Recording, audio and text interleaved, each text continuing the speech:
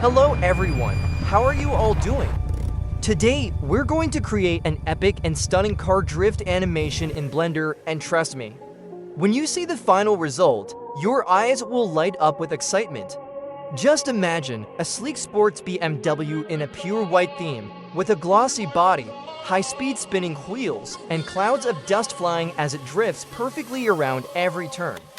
Just like a scene straight out of a high-budget movie.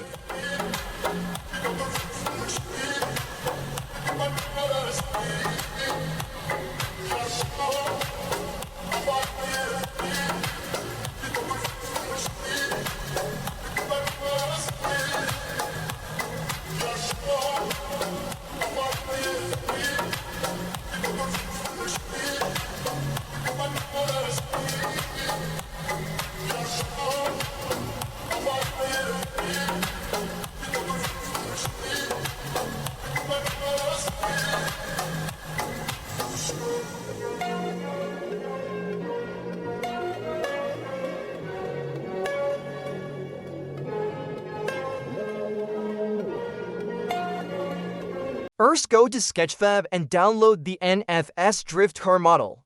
Import it into Blender and adjust it. Then open Blender Kit, search for BMW, and grab this model. After importing, change the car color as you prefer. I have already adjusted it according to my preference. The car is already rigged, so we will directly press Shift plus A to add a camera position. The camera so that the wheel and tire are captured up close from a dynamic angle. Adjust the lighting and framing to give the shot a cinematic feel. This will add a professional high-quality touch to the video. OV the camera slightly forward and add a keyframe, then use camera tracking and select the tires that the shot always stays focused on the tire. First, set the camera using the bind with camera option, then add a new camera and adjust it according to my settings so the scene looks exactly right.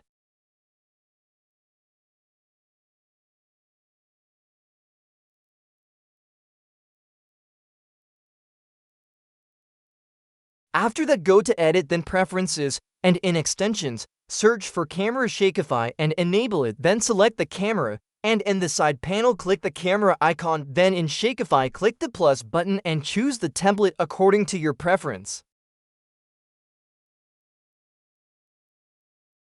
After this, we will do some render settings, which are very important for fast rendering. I usually prefer to adjust the render settings first.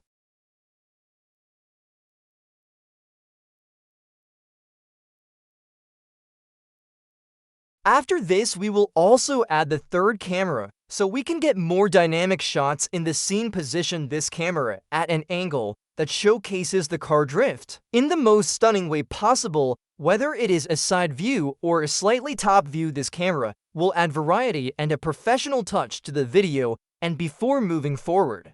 After this, we add the fourth camera and see how to place it so we can give the scene a complete cinematic look. Position this camera at an angle where the car drift and its movement look the most dynamic. In this scene, make the car tire drift slightly and then move the car forward. Suddenly, this will create an impressive effect in the shot and make the video more professional and visually appealing. We will also use a track for the camera so the shot feels even more realistic. This will make the car movement and camera follow perfectly synchronized, giving viewers the feeling that they are right inside the moment. I also want to request your support so I can work on even bigger projects. I put my full effort into creating these videos, but the views don't come. Your one subscribe and one share means a lot to me. So if you enjoy this video, please support so together we can create even more amazing high-level projects. After this, we will take a cylinder and position it above the tire exactly where we want to create drift smoke. Place the cylinder so it sits right over the tire and in the path of movement so the smoke effect will look natural. Once this setup is complete, duplicate the same cylinder and position it over the other tire as well. Then join both cylinders together so they can be worked on at the same time. This will give us a solid base for creating drift smoke, which will make the shot look more realistic and professional. One more thing, in this cylinder,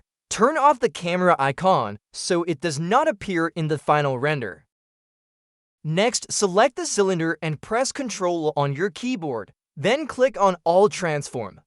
Now select the cylinder, then select the tire and press Ctrl P on your keyboard to parent them together. With the cylinder still selected, go to the Object menu at the top, open Quick Effects and apply Quick Smoke. Select the domain and scale it down slightly on the Z-axis. Then switch to solid mode, play the animation and check how it looks. Adjust it as you like or simply copy exactly what I've done.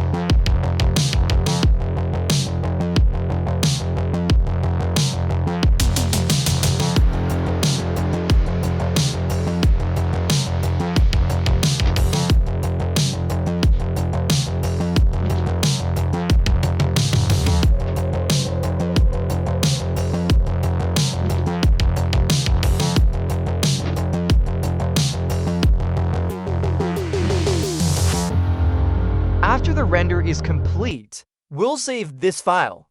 Then we'll go back to the File menu and click on Save As, so the original file stays safe. Next, we'll delete all the cameras and the domain. If we ever need them again, they're already saved in our previous file. Next, add a curve and adjust it slightly, then go into Edit mode, select the vertices, press E to extrude, and move it as needed. We'll be using this curve as the path for the car's movement.